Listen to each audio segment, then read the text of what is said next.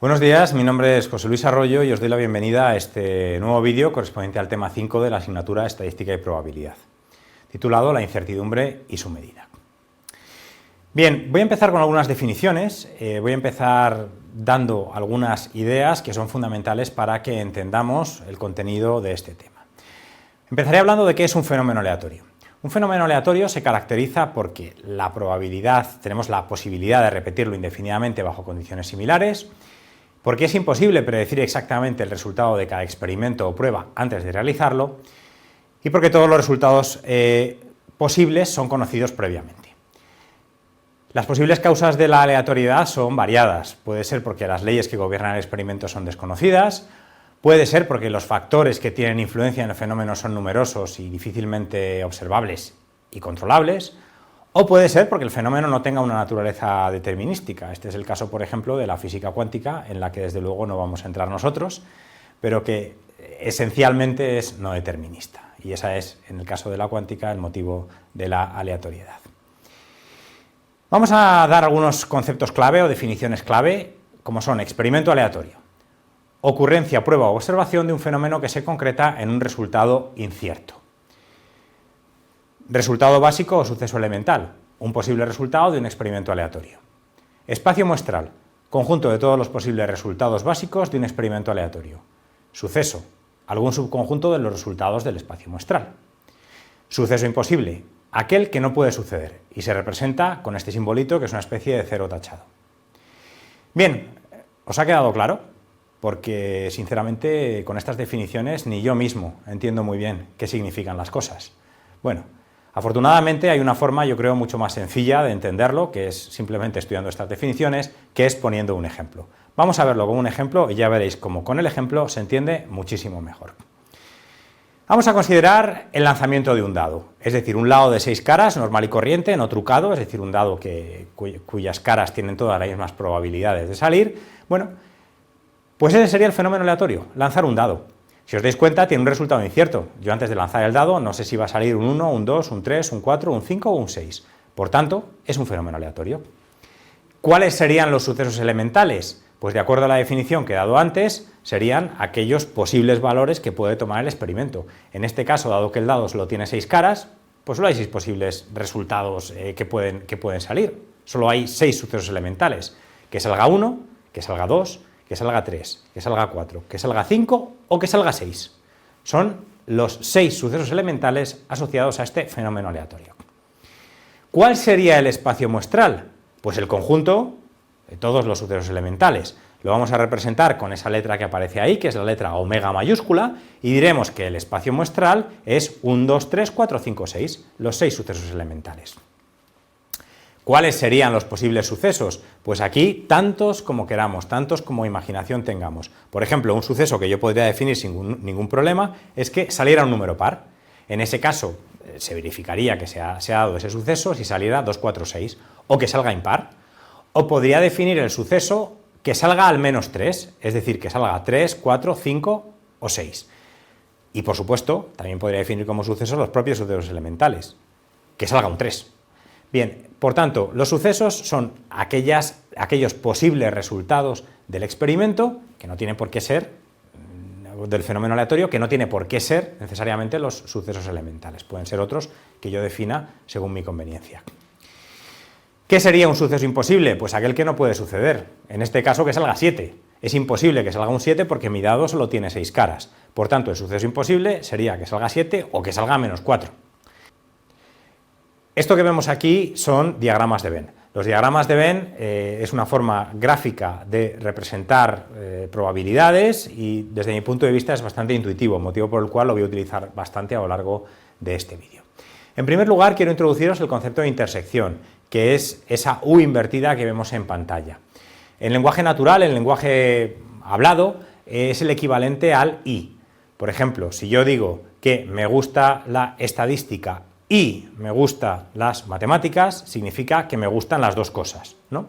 Si yo pongo una condición, es decir, para aprobar esta asignatura hay que venir a clase y estudiar, significa que han de verificarse las dos condiciones para aprobar la asignatura, que hay que venir a clase y además hay que estudiar. Bien, ese es el concepto de intersección. En este caso de aquí tenemos dos sucesos, A y B, y como vemos la intersección es aquella área marcada en naranja en la que se dan simultáneamente ambas condiciones. Se da A y se da B. El segundo concepto es el concepto de unión. En lenguaje natural sería una O. Me basta con que se dé una o me basta con que se dé la otra. Volviendo al ejemplo de la asignatura de estadística, si yo dijera, para aprobar la asignatura de estadística hay que venir a clase o estudiar mucho, significa que yo puedo aprobar viniendo a clase o bien puedo aprobar estudiando mucho. Basta con que se dé una de las dos condiciones para que pueda aprobar estadística. Pues esto es exactamente igual. En este caso, ¿cuál sería la unión de A y B? Pues sería todo A y además todo B, las dos áreas que aparecen marcadas en naranja. Otro concepto importante es el concepto de complementario. Lo vamos a representar con una barrita encima del suceso. En este caso, el complementario de A lo representaríamos con A con una barrita encima. Y eso significa no A, lo contrario de A. Por ejemplo, ¿cuál sería el complementario de ser rubio? Pues el complementario de ser rubio sería no ser rubio.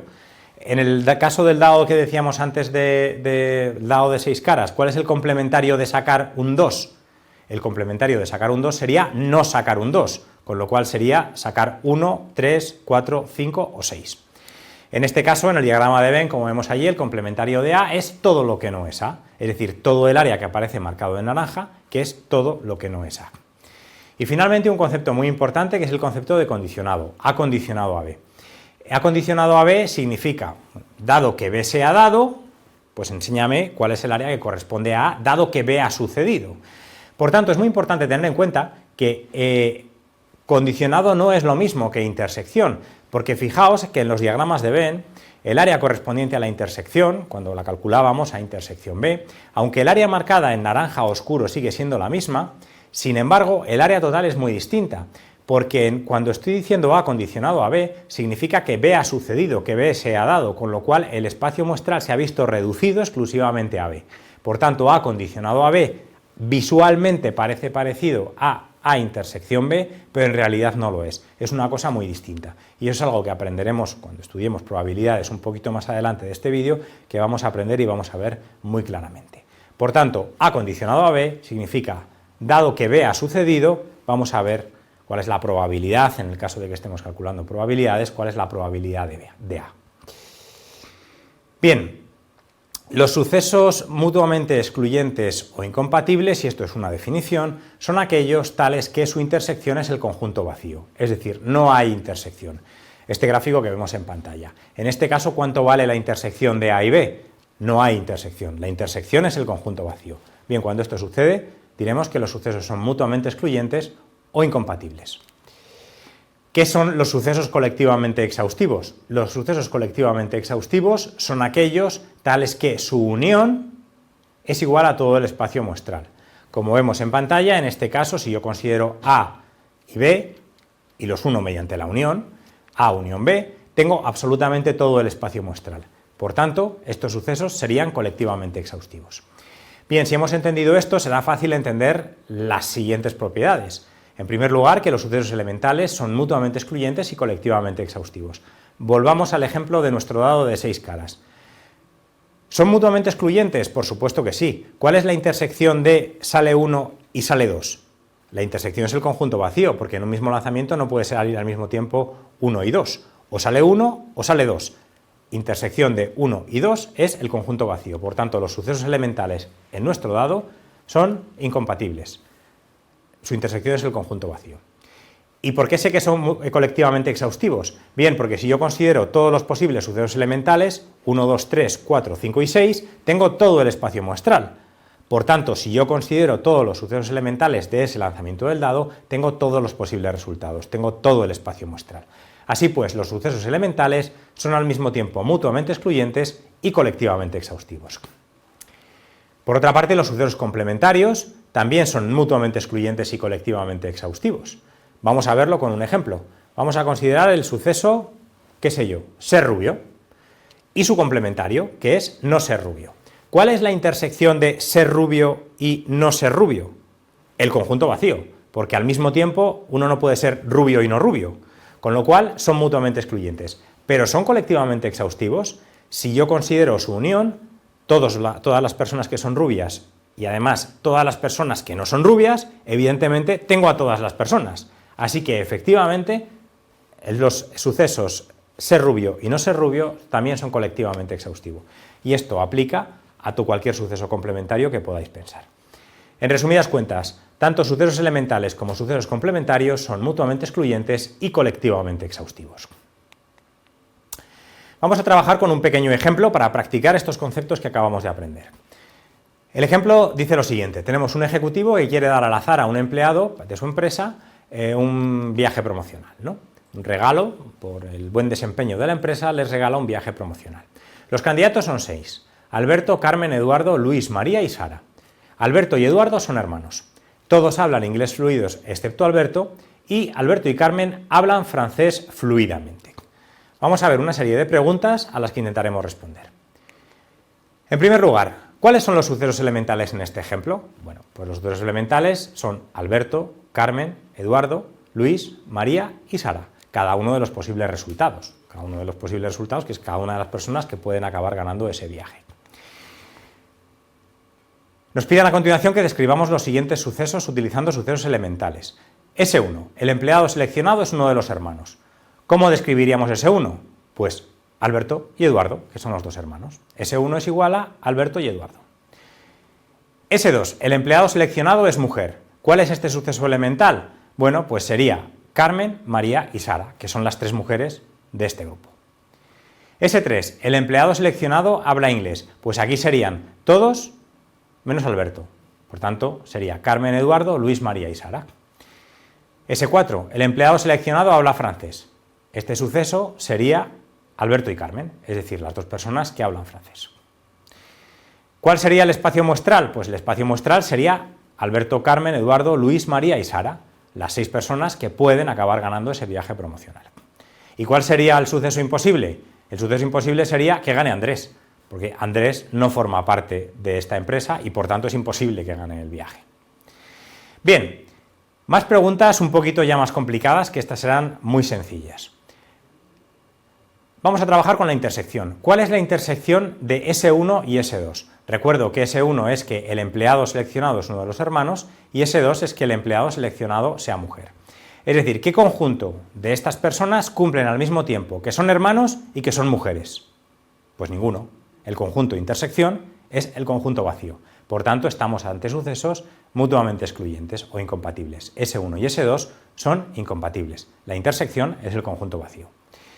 ¿Cuánto vale la intersección de S3 y S4? El empleado seleccionado habla inglés y el empleado seleccionado habla francés. Es decir, estamos buscando aquellas personas de este colectivo que al mismo tiempo hablan francés y hablan inglés. Os recuerdo que intersección se lee como y. Bueno, pues únicamente hay una persona de estas 6 que hablan al mismo tiempo inglés y francés, y esa es Carmen. Por tanto, S3 intersección S4 es Carmen. ¿Cuál es la unión de S1 y S2? Es decir, ¿cuál es la unión de el empleado seleccionado es uno de los hermanos y el empleado seleccionado es mujer? Pues la unión sería Alberto, Eduardo, Carmen, María y Sara, las 3 mujeres y los 2 hermanos. ¿Cuál sería la unión de S3 y S4? ¿El empleado seleccionado habla inglés y el empleado seleccionado habla francés? Bueno, pues como me vale cualquiera de las 2 condiciones, es decir, que se dé una o se dé la otra, son todos los empleados. La unión de S3 y S4 es todo el espacio muestral. Alberto, Carmen, Eduardo, Luis, María y Sara. Vamos a trabajar con el complementario. ¿Cuál es el complementario de S1? El complementario de S1, teniendo en cuenta que S1 es el empleado seleccionado, es uno de los hermanos, pues el complementario sería el empleado seleccionado no es uno de los hermanos. Por tanto, sería Carmen, Luis, María y Sara. Y condicionado. ¿Cuál sería el condicionado de cuál sería S1 condicionado a S2? Es decir, el empleado seleccionado es uno de los hermanos condicionado al hecho de que el empleado seleccionado es mujer. Bueno, pues si el empleado que se ha seleccionado es una mujer, evidentemente no puede ser un hermano, con lo cual S1 condicionado a S2 es el conjunto vacío. ¿Y qué sería S3 condicionado a S4? Es decir, el empleado seleccionado habla inglés condicionado a que el empleado seleccionado habla francés. Pues en este caso, dado que el empleado seleccionado habla francés y ahora queremos calcular el condicionado a eso, pues la única opción sería Carmen, porque es la única persona que hablando francés además habla inglés. Importante, de nuevo, no nos confundamos, aunque el resultado ha sido el mismo que en el caso de la intersección, no significa lo mismo que condicionado que intersección. Repito que lo veremos más claramente cuando empecemos a trabajar con probabilidades. ¿Son S1 y S2 mutuamente excluyentes? El empleado seleccionado es uno de los hermanos y el empleado seleccionado es mujer. ¿Son mutuamente excluyentes? Ya lo hemos dicho antes, sí, porque su intersección es el conjunto vacío. ¿Son S3 y S4 mutuamente excluyentes? No, porque S3 es el empleado seleccionado habla inglés, S4 el empleado seleccionado habla francés y la intersección de S3 y S4 es distinta del conjunto vacío. Hay una empleada que habla inglés y francés, que es Carmen. Por tanto, la intersección no es el conjunto vacío. Por tanto, no son mutuamente excluyentes. ¿S1 y S2 son colectivamente exhaustivos? La respuesta es que no, porque la unión de el empleado seleccionado es uno de los hermanos y el empleado seleccionado es mujer, incluye a Alberto Eduardo, Carmen, María y Sara, pero nos falta Luis. Por tanto, la unión no cubre todo el espacio muestral, no son colectivamente exhaustivos. ¿S3 y S4 son colectivamente exhaustivos? ¿El empleado habla inglés y el empleado habla francés? En este caso sí. Dado que todos hablan inglés excepto Alberto, pero Alberto y Carmen hablan francés, la unión de S3 y S4 cubre a todos los empleados, Alberto, Carmen, Eduardo, Luis, María y Sara. Por tanto, S3 y S4 sí son colectivamente exhaustivos. Bien, una vez que hemos practicado un poquito con estos operadores, el operador unión, intersección y condicional, vamos a empezar ya con la probabilidad propiamente dicha. Y en primer lugar vamos a dar una definición. Vamos a llamar probabilidad a la medida del grado de incertidumbre de dos sucesos, de un suceso. Y esa probabilidad siempre va a estar entre 0 y 1. Si la probabilidad vale 0, hablaremos de un suceso que es imposible. Si la probabilidad vale 1, hablaremos de un suceso cierto, que sabemos que con total certeza va a suceder. Típicamente las probabilidades siempre se van a mover en este rango, entre 0 y 1. Y por cierto, y este es un truco muy importante que os pediría que tuvierais presentes, si haciendo cálculos una probabilidad os sale por debajo de 0 o por encima de 1, es que está mal. Jamás una probabilidad puede ser inferior a 0 o mayor que 1. Hay tres posibles aproximaciones a la probabilidad. La primera es la aproximación clásica de Laplace, la segunda es la objetiva o frecuentista y la tercera es la aproximación subjetiva. A continuación vamos a estudiar cada una de estas aproximaciones. Bien, la primera de estas aproximaciones es la aproximación clásica o de Laplace, que parte de la conocidísima fórmula casos favorables partido por casos posibles. Esta fórmula seguramente la conocéis, pero seguramente lo que no os habéis planteado es qué implica. Y lo que está implicando implícitamente es equiprobabilidad. Es decir, estamos asumiendo que todos los sucesos tienen la misma probabilidad, ¿vale? Esta aproximación, la aproximación clásica, maximiza la incertidumbre porque al asumir que todos los sucesos tienen la misma probabilidad, estamos maximizando la incertidumbre y es una aproximación útil como simplificación en algunos modelos teóricos. ¿A qué me estoy refiriendo exactamente con eso de esa asunción implícita de equiprobabilidad? Vamos a verlo con un ejemplo. Volvemos a nuestro dado de 6 caras y yo quiero calcular la probabilidad de que salga un número par. En ese caso, aplicando la expresión que acabamos de ver, casos favorables partido por casos posibles, diría, casos favorables, ¿cuántos hay? Pues 3, que salga 2, 4 o 6. Casos posibles, ¿cuántos hay? 6, 1, 2, 3, 4, 5, 6. Por tanto, la probabilidad de que salga par sería 3 entre 6 o lo que es lo mismo, 0,5. En este caso, la aproximación de Laplace funciona correctamente. Pero ahora imaginemos la siguiente escenario hipotético, la siguiente situación hipotética. Una liga de fútbol profesional en la que solo hubiera 3 equipos. El Real Madrid, el Fútbol Club Barcelona y el Club Deportivo Leganés. Aplicando la aproximación de Laplace, yo diría casos favorables partido por casos posibles para calcular las probabilidades de victoria de cada uno de los equipos. En este caso quiero calcular la probabilidad de que gane el Club Deportivo Leganés. Diría casos favorables 1 dividido entre casos posibles 3. La probabilidad de que el Leganés gane esta liga es 0,33. ¿Os parece que este número es adecuado? Bueno, es evidente que no. Es evidente que no, pues porque los clubes que estamos considerando tienen tamaños muy distintos, tienen un histórico de victorias marcadamente diferentes y evidentemente la probabilidad de que gane el Leganés no es 1/3 en esta hipotética liga de fútbol con solo 3 equipos. En este caso, la aproximación de Laplace no nos serviría. Bien, entonces, ¿qué hacemos? Bueno, pues tenemos otras posibles aproximaciones y aquí viene en nuestra ayuda la aproximación frecuentista. Esta aproximación, la aproximación frecuentista, parte de esta expresión que vemos en la pantalla, que es la frecuencia absoluta de un suceso partido por el número total de observaciones. ¿Os suena de algo esta fórmula? Pues sí, es la fórmula de la frecuencia relativa que estudiamos en el tema número 3. En el fondo, la aproximación frecuentista lo que hace es aproximar probabilidades por frecuencias relativas calculadas en base a datos históricos. ¿Esto qué significa? Vamos a verlo con un ejemplo. Imaginemos que vamos a un casino y queremos calcular cuál es la probabilidad de que salga un determinado número. La aproximación clásica nos diría que tendríamos que dividir los casos favorables, en este caso el número al que queremos apostar, solo hay uno, por tanto sería 1, dividido entre el número total de números que hay en la ruleta. Pero ¿qué sucedería si esta ruleta estuviera un poco desequilibrada, estuviera un poco rota y las probabilidades no fueran exactamente las mismas, sino que hay algunos números que tienen una mayor probabilidad de salir que otros? Bueno, en ese caso la aproximación frecuentista lo que nos diría que hiciésemos es lo siguiente. Vamos a estar observando un montón de lanzamientos en la ruleta durante muchos días seguidos, vamos a contar cuántas veces sale cada número, vamos a calcular las frecuencias relativas de cada uno de los números, es decir, el número de veces que ha salido cada número partido por el número total de observaciones que tenemos, y esas frecuencias relativas son las que nosotros vamos a utilizar para estimar las probabilidades. Bien, eso es exactamente lo que estamos viendo en pantalla. En el caso de esta ruleta que vemos aquí, vemos que hay algunos números cuya frecuencia relativa, marcada en rojo, es menor que la media. Y vemos otros números marcados en verde cuya frecuencia relativa es mayor que la media.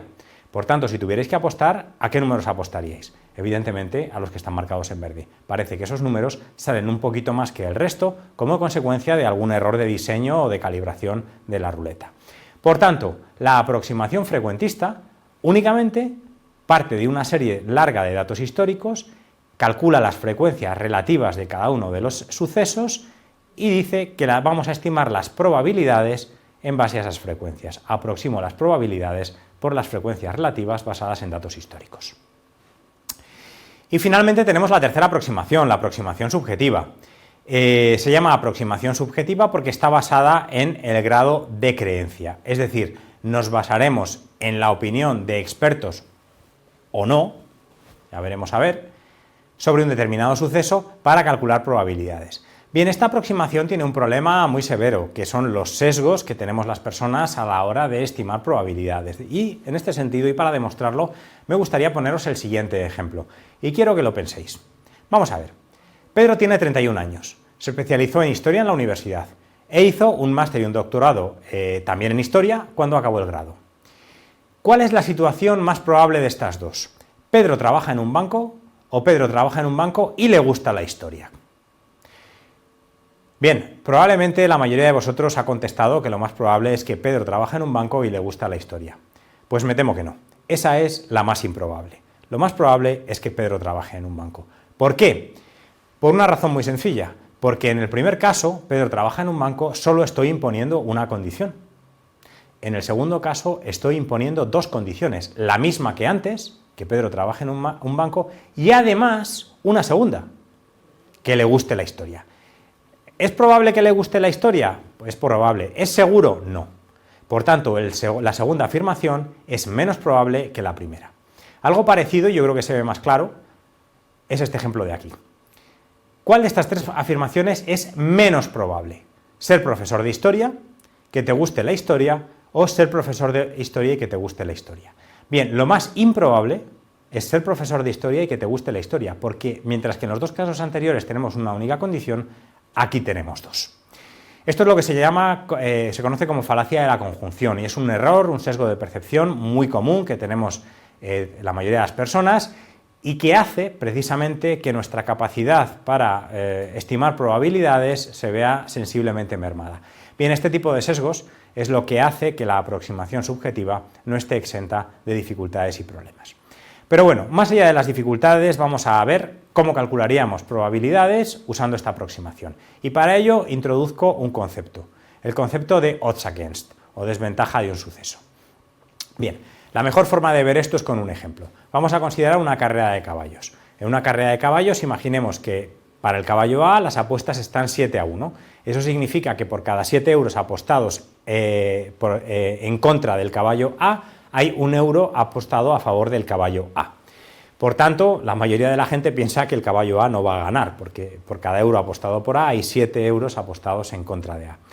Entonces, nosotros vamos a utilizar la aproximación subjetiva en este caso y lo haríamos del siguiente modo. Odds against A es 7 dividido entre 1. Y con algunas pequeñas transformaciones algebraicas elementales que vemos en pantalla, podemos ver que esto es igual a 1 menos la probabilidad de que gane A dividido entre la probabilidad de A. Y esta es la primera expresión importante que tenemos que recordar cuando trabajamos con la concepción subjetiva de la probabilidad. Odds against es igual a 1 menos la probabilidad de éxito partido por la probabilidad de éxito. Del mismo modo podemos hacer una transformación y despejar la probabilidad de A, y en este caso lo que vamos a hacer es obtener la siguiente expresión. La probabilidad de éxito sería 1 dividido entre 1 más odds against. Vamos a verlo con un ejemplo con datos reales. Aquí tenemos los posibles resultados en una casa de apuestas de un partido de fútbol entre el Madrid y el Levante. Los odds against son estos que se aparecen en pantalla, 1,07 para el Madrid, 12 para el empate y 41 para el Levante. Vamos a proceder a calcular las probabilidades de cada uno de estos sucesos. Simplemente aplicando las fórmulas que acabamos de ver, diríamos que la probabilidad de que gane el Real Madrid es 1 dividido entre 1 más odds, 0,48, para el empate 1 dividido entre 1 más 12, 0,077, y para el Levante la probabilidad de ganar es 1 dividido entre 1 más 41, 0,024. Bien, ahora mismo se estará llamando la atención una cosa. Estos sucesos son incompatibles 2 a 2 y además cubren todo el espacio muestral, son los únicos resultados posibles. Por tanto, conforme a las leyes de la probabilidad, estos 3 sucesos, sus probabilidades tendrían que sumar 1, pero no suman 1. De hecho, si hacéis la suma, veréis que suma 0,584.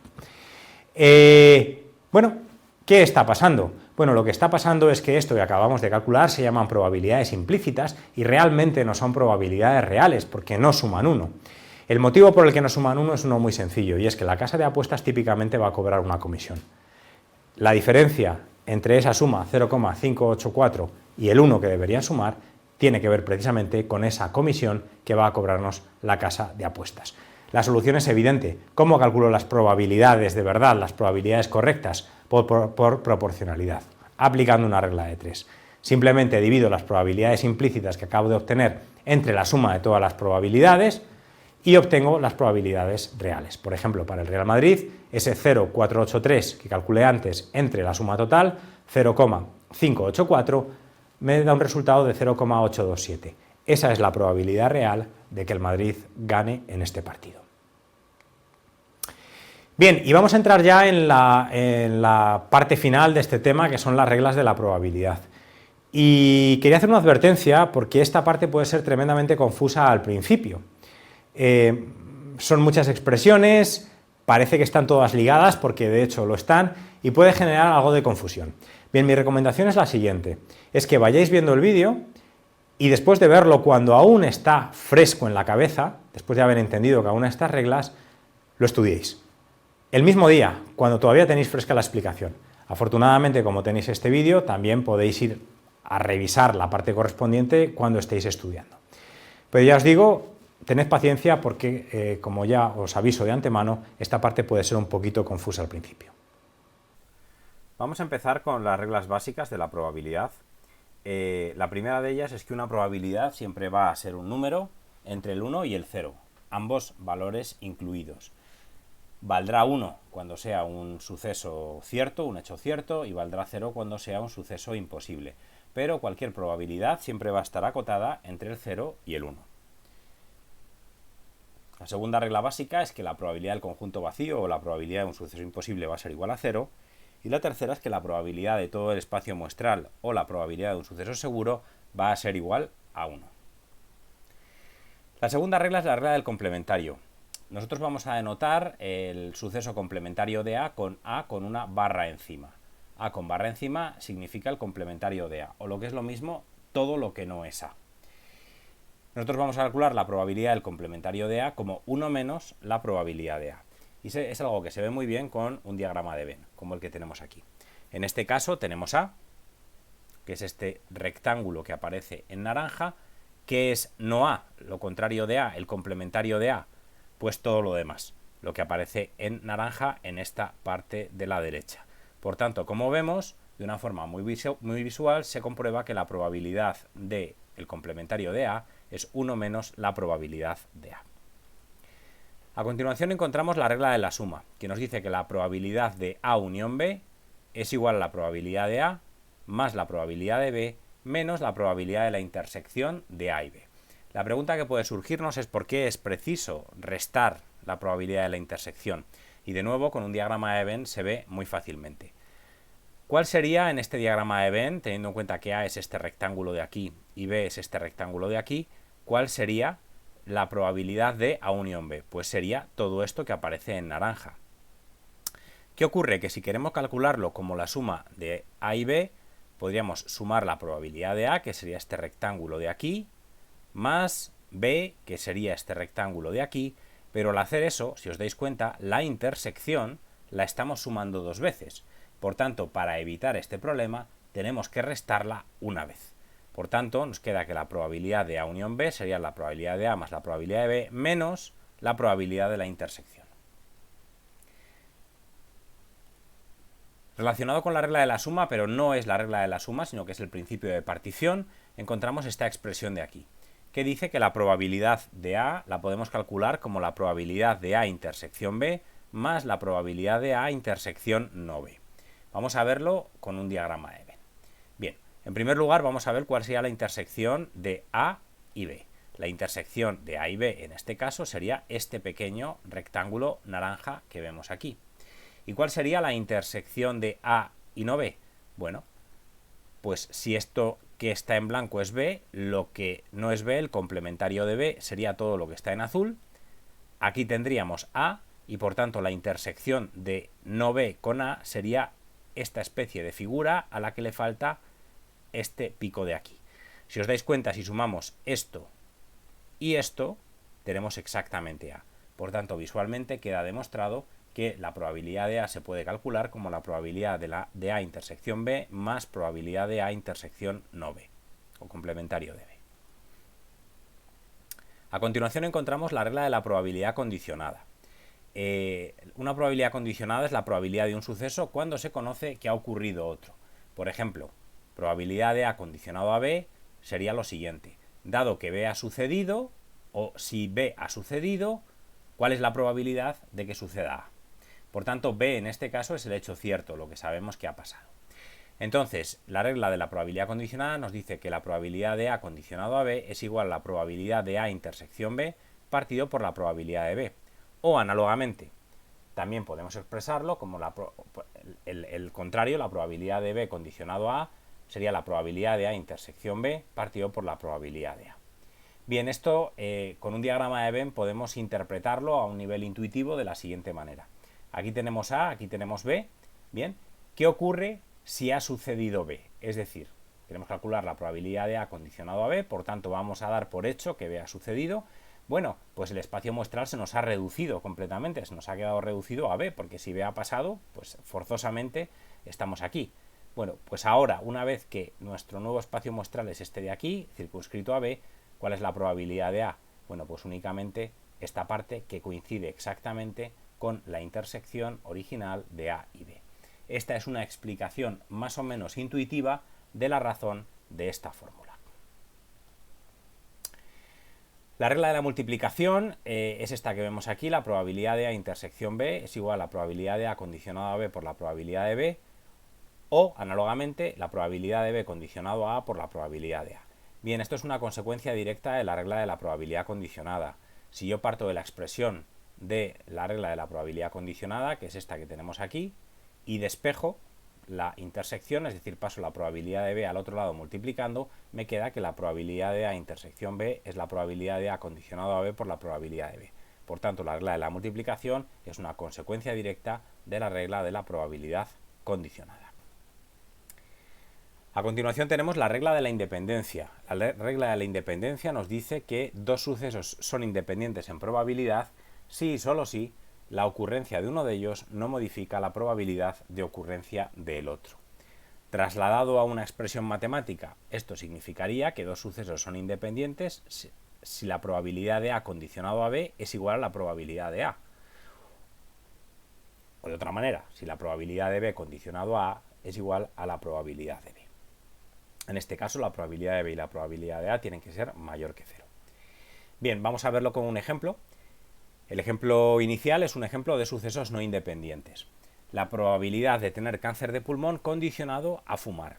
¿Esa probabilidad es igual a la probabilidad de tener cáncer de pulmón? Pues evidentemente no es lo mismo, porque entre la población general hay una cierta probabilidad de tener cáncer de pulmón, que será la que sea, pero lo que está claro es que entre los fumadores, tener cáncer de pulmón condicionado a fumar, la probabilidad de tener cáncer de pulmón es mucho mayor. Por tanto, estas dos probabilidades no son iguales, son distintas. La probabilidad de tener cáncer de pulmón condicionado a fumar es distinta que la probabilidad de tener cáncer de pulmón a secas. La consecuencia es que estos sucesos no son independientes. Consideremos la siguiente situación o las siguientes probabilidades, que ahora sí son independientes. La probabilidad de tener cáncer de pulmón condicionado a que te guste la paella sí va a ser igual a la probabilidad de tener cáncer de pulmón, porque el hecho de que te guste o no la paella no afecta en modo alguno a la probabilidad de tener cáncer de pulmón. Por tanto, estamos hablando de dos sucesos que serían independientes en probabilidad. Lógicamente, si dos sucesos son independientes, la probabilidad de su intersección es igual al producto de probabilidades. Esto es una consecuencia de esto que vemos aquí. Si la probabilidad de A intersección B es la probabilidad de A condicionado a B por la probabilidad de B, pero son independientes, la probabilidad de A condicionado a B es igual a la probabilidad de A. Por tanto, nos queda que la probabilidad de la intersección es igual a la probabilidad de A por la probabilidad de B. A continuación tenemos el teorema de la probabilidad total, que es este, que tiene esta expresión que al principio puede parecer un poco extraña, pero de nuevo con un diagrama de Venn yo creo que se puede entender de forma muy sencilla. Permitidme que lo veamos. Vamos a considerar esta situación de aquí, en la que tenemos A1, A2, A3, A4, A5 y A6, y esta especie de patata verde que tenemos en medio que es B. Y yo quiero calcular la probabilidad de B. Bien, esto puedo hacerlo de la siguiente manera. En primer lugar, me voy a fijar en esta especie de forma que tengo en esta esquinita, que ¿qué es exactamente esto? Esto, si os dais cuenta, es la intersección de B con A1. Sería A1 intersección B, y me daría este trocito de aquí. Bien, pero por la regla de la multiplicación, yo sé que la probabilidad de A intersección B es la probabilidad de A condicionado a B por la probabilidad de B. Por tanto, esta intersección yo la puedo expresar como la probabilidad de A1 por la probabilidad de B condicionado a A1. Bien, a continuación me voy a fijar en este otro trozo de aquí. ¿Qué es este otro trozo de aquí? Es la intersección de A2 y B. Nuevamente, usando la regla de la multiplicación, puedo expresarlo como la probabilidad de A2 por la probabilidad de B condicionado a A2. A continuación me fijo en esta parte de aquí. ¿Qué es esto? Esto es la intersección de A3 con B. Usando nuevamente la regla de la multiplicación, lo puedo expresar como la probabilidad de A3 por la probabilidad de B condicionado a A3. Y así sucesivamente hasta que termine. Esta es la idea esencial del teorema de la probabilidad total. Y finalmente encontramos el teorema de Bayes. El teorema de Bayes, que seguramente ya conocéis, es este de aquí. Calcula cómo la probabilidad asignada a un suceso H cambia al saber que ha ocurrido otro suceso, que es el suceso E o suceso informador o evidencia. La expresión es esta que tenemos aquí.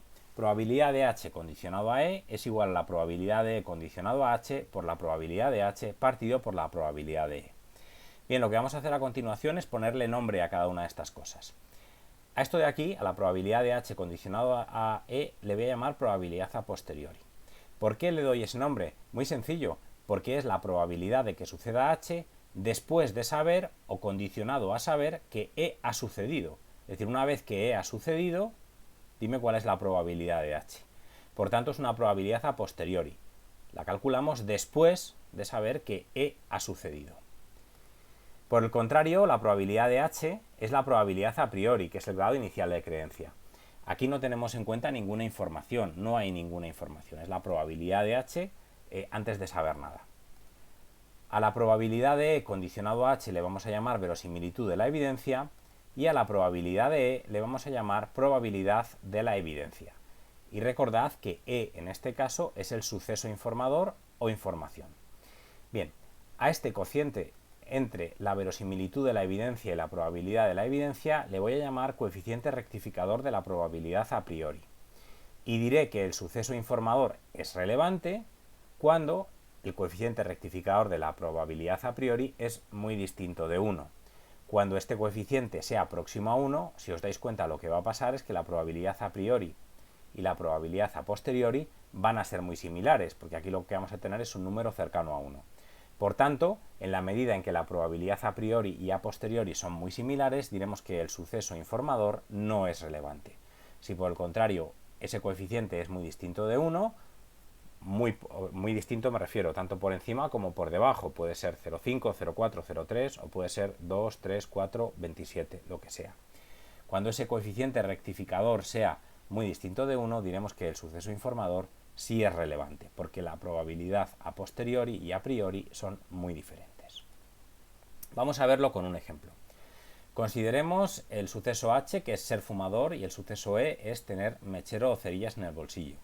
Sabemos que la probabilidad de ser fumador es de un 30%, la probabilidad de tener mechero en el bolsillo condicionado a ser fumador es del 80%, o lo que es lo mismo, entre aquellas personas que son fumadores el 80% tiene un mechero o cerillas en el bolsillo, y la probabilidad de tener mechero o cerillas en el bolso condicionado a no ser fumadores de un 10%, es decir, entre aquellas personas que no son fumadoras, la probabilidad de tener cerillas o mechero es del 10%.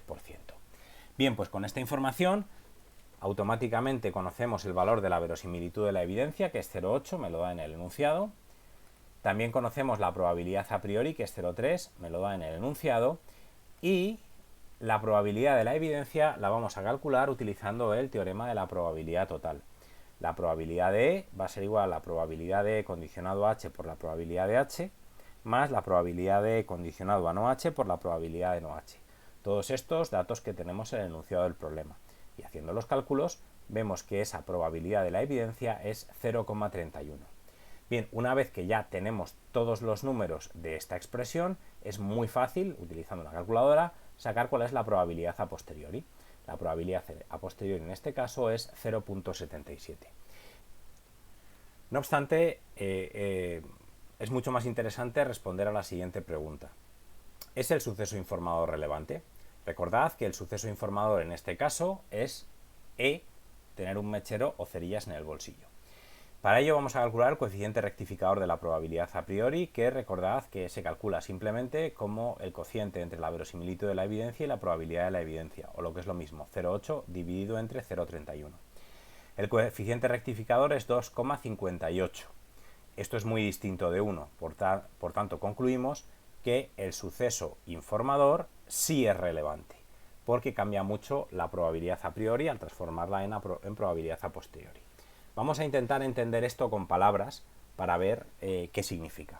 Imaginemos que yo voy caminando por la calle y veo a una persona cualquiera. ¿Cuál es la probabilidad de que esa persona sea fumador? La probabilidad de que esa persona sea fumador es 0,3, probabilidad a priori. Bien, ahora voy por la calle, elijo una persona cualquiera y le pregunto, ¿tiene usted un mechero o cerillas en el bolsillo? Y esa persona me dice que sí que las tiene. En ese caso, ¿cuál es la probabilidad de que esa persona sea fumadora? 0,77. Por tanto, como veis, el hecho de tener un mechero o cerillas en el bolsillo me ha modificado sustancialmente o modifica sustancialmente la probabilidad de que esa persona sea fumadora. La probabilidad sin información es 0,3, la probabilidad con información es 0,77. Es 2,58 veces más. La probabilidad a posteriori es 2,58 veces la probabilidad a priori. Por tanto, el suceso informador evidentemente es relevante. El hecho de que una persona lleve mechero o cerillas en el bolsillo incrementa de forma muy importante la probabilidad de que esa persona sea fumadora. Bien, y ya para terminar vamos a hablar un poco de la llamada falacia de la tasa base. Tasa base es la prevalencia general de un evento en la población. Y esta falacia se comete cuando una persona se centra en información específica y hace caso omiso de información genérica relativa al riesgo general de un evento dado. Básicamente aparece cuando hay una baja prevalencia en la población general y la tasa de incidencia es inferior a la tasa de falsos positivos. Bien, con esta definición es realmente muy complicado entender de qué estamos hablando, así que vamos a verlo con un ejemplo. En este caso, lo primero que debo decir es que son datos inventados absolutamente, es decir, estos datos no son reales, simplemente se trata de un ejemplo que utilizo para poner de manifiesto qué es esto de la falacia de la tasa base.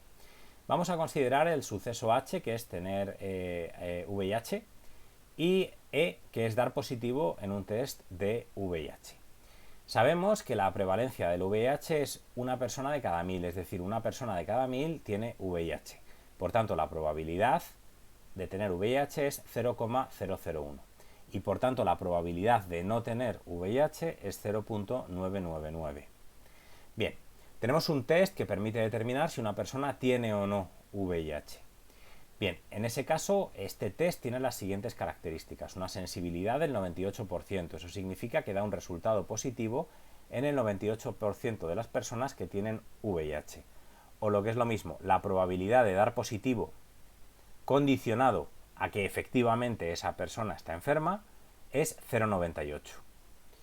La especificidad de ese mismo test es del 98%, lo que es lo mismo, da un resultado negativo en el 98% de las personas sanas. Expresado en términos matemáticos, la probabilidad de que el test dé negativo, complementario de condicionado a que la persona no está enferma, complementario de H, es 0,98.